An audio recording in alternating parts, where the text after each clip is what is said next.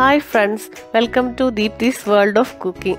ഇന്ന് നമുക്ക് വളരെ ടേസ്റ്റി ആയിട്ടുള്ള മട്ടർ പനീർ കറി തയ്യാറാക്കാം.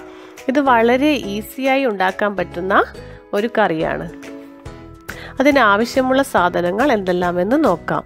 മഞ്ഞൾപ്പൊടി 1/2 ടേബിൾ സ്പൂൺ, കുരുമുളക് ചതച്ചത് 1 ടേബിൾ സ്പൂൺ, കുരുമുളക് പൊടി 1 table spoon, garam masala 1/2 table spoon, ജീരകം 1 table spoon, paneer 250 gram, green peas, frozen green peas അല്ലെങ്കിൽ ഫ്രഷ് ഗ്രീൻ പീസ് 1 കപ്പ്, പിന്നെ ഉള്ളി 2 എണ്ണം, ഇഞ്ചി വെളുത്തുള്ളി ചതച്ചത് 1 ടേബിൾ സ്പൂൺ, കാഷ്യൂ നട്ട് 12 എണ്ണം, മല്ലിയില, പിന്നെ fresh cream 2 table spoon. Fresh cream നിർബന്ധമില്ല. ഓയിൽ 2 ടേബിൾ സ്പൂൺ, പിന്നെ ആവശ്യത്തിന് ഉപ്പ്. എന്നാൽ നമുക്ക് തുടങ്ങാം. ഒരു ജാറിൽ ഉള്ളി, കാഷ്യൂ നട്ട്, ഇഞ്ചി വെളുത്തുള്ളി ചതച്ചത് ഇവ ഇട്ട് നല്ല പേസ്റ്റ് രൂപത്തിൽ അരച്ചെടുക്കുക. ഒരു പാൻ ചൂടാക്കി അതിൽ 2 ടേബിൾ സ്പൂൺ ഓയിൽ ഒഴിച്ച് പനീർ ഒന്ന് വഴറ്റിയെടുക്കുക. ഫ്രൈ ചെയ്താലും ടേസ്റ്റ് ഉണ്ടാവും.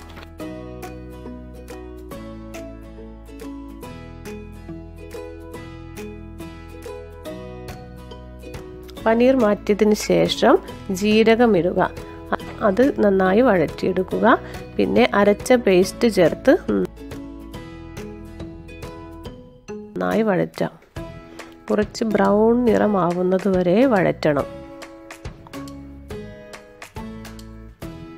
അതിനുശേഷം മഞ്ഞൾപ്പൊടി, കുരുമുളക് പൊടി, ചതച്ച കുരുമുളക് ഇവ ഇട്ട് നന്നായി ഇളക്കി യോജിപ്പിക്കുക.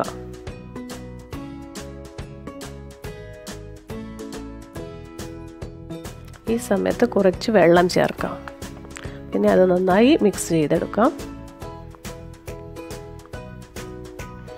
പിന്നെ ഗ്രീൻ പീസ് ഇടുക. ഫ്രോസൺ ഗ്രീൻ പീസ് ആണെങ്കിൽ ഡയറക്റ്റ് ചേർക്കാം. ഫ്രഷ് ഗ്രീൻ പീസ് ആണെങ്കിൽ പ്രഷർ കുക്കറിൽ വേവിച്ചതിന് ശേഷം ചേർക്കണം. ഇത് നന്നായി മിക്സ് ചെയ്യുക.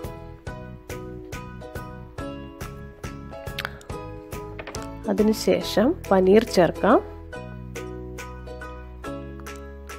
പിന്നെ അത് ഇളക്കി യോജിപ്പിച്ചതിന് ശേഷം 1/2 കപ്പ് വെള്ളം ചേർക്കുക.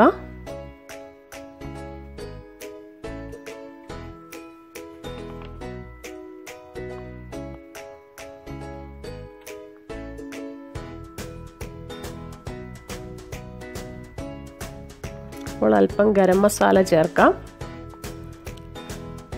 അത് നന്നായി മിക്സ് ചെയ്തെടുക്കാം. അല്പം ഉപ്പിടുക.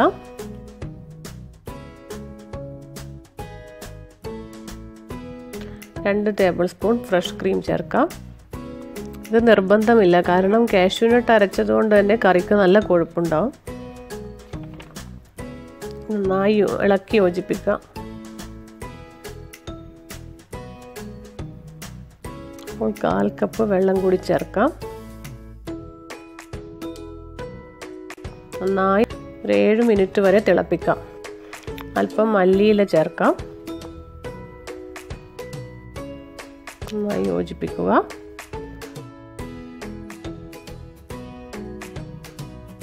കറി റെഡി ആയിട്ടുണ്ട്.